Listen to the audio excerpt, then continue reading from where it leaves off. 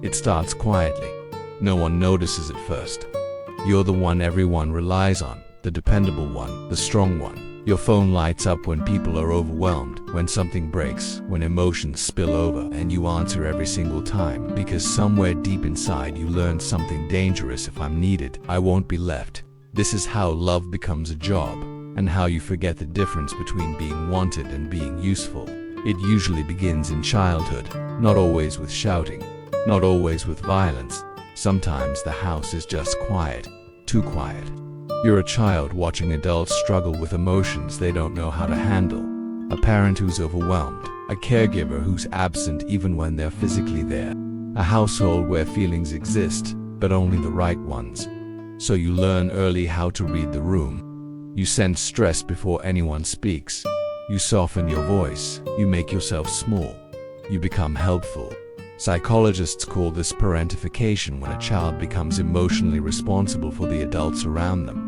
But to you, it doesn't feel clinical.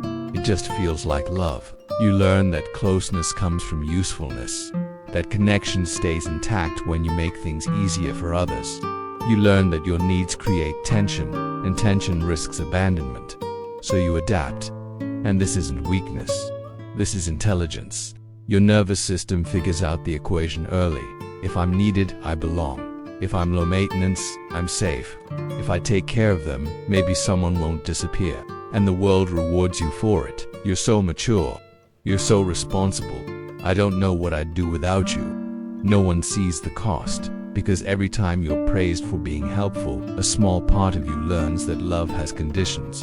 And slowly, you disappear, not physically. Psychologically, you stop asking, you stop needing, you stop expecting anyone to show up for you. This is what no one tells you about early responsibility. It doesn't just shape your behavior, it rewires your attachment. You don't learn how to receive love, you learn how to earn it, and that lesson follows you right into adulthood. As an adult, it doesn't look like trauma, it looks like competence. You're the friend everyone vents to but never worries about. The partner who anticipates needs before they're even spoken. The employee who over-delivers and never complains. You might even be proud of how capable you are, but here's the truth.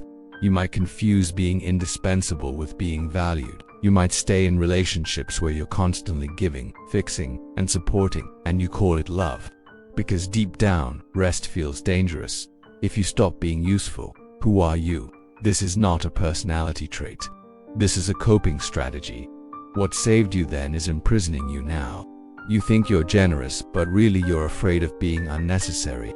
You think you're loyal, but really you're terrified of being replaced. You think you're strong, but really you never learned how to be held. This is the invisible cage. Because when love was conditional early on, your nervous system learned that attachment must be maintained through effort. So you overfunction. You apologize for having needs. You feel uncomfortable when someone wants to take care of you. You flinch at rest. You mistake exhaustion for worth. And there's a fantasy you don't talk about, that one day someone will notice, that they'll see past your usefulness and choose you anyway, that you'll finally get to collapse without consequences. But here's the reality. No one is coming to rescue the child who learned to earn love, because the world keeps rewarding you for your self-erasure. The cost shows up quietly. In resentment you don't understand. In relationships that feel draining instead of nourishing.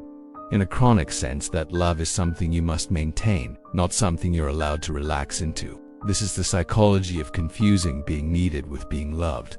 So, what do you do with this? Because part of you might want to click away right now, to say, this isn't me, or I'm just a caring person. But stay, because here's where it gets interesting. Healing doesn't start with fixing this pattern. It starts with witnessing it, with naming the grief you never had time to feel, because the child who learned to be needed never got to be needy, never got to be inconvenient, never got to rest without guilt. This is where shadow work begins. Not with affirmations, not with productivity hacks, but with grief. Grief for the version of you that believed love had to be earned. Grief for the safety you never received freely. Grief for the softness you sacrificed just to stay connected. That grief isn't weakness, it's thawing. And slowly, things begin to change.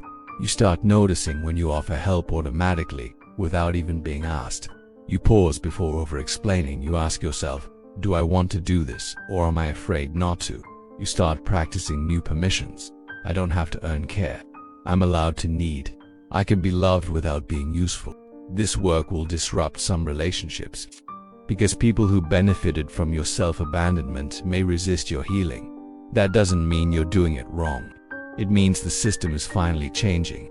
This is how you stop seeking parents and partners. This is how you stop mistaking anxiety for intuition. This is how you learn the difference between connection and obligation. Carl Jung once said, "Until you make the unconscious conscious, it will direct your life and you will call it fate." This is that moment when you turn toward the child inside you and say, "You didn't deserve to be loved conditionally.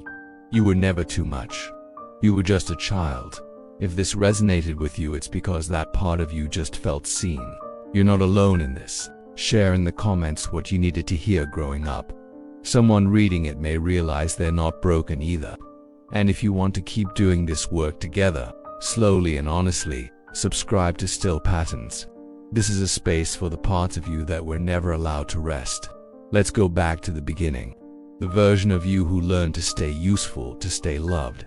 They didn't choose that, they had no choice. But you do now. You get to rest without earning it. You get to receive without performing. You get to be loved, not just needed. You're not broken, you're becoming whole. And maybe for the first time you're finally learning what love actually feels like when it doesn't come with conditions. This is Still Patterns.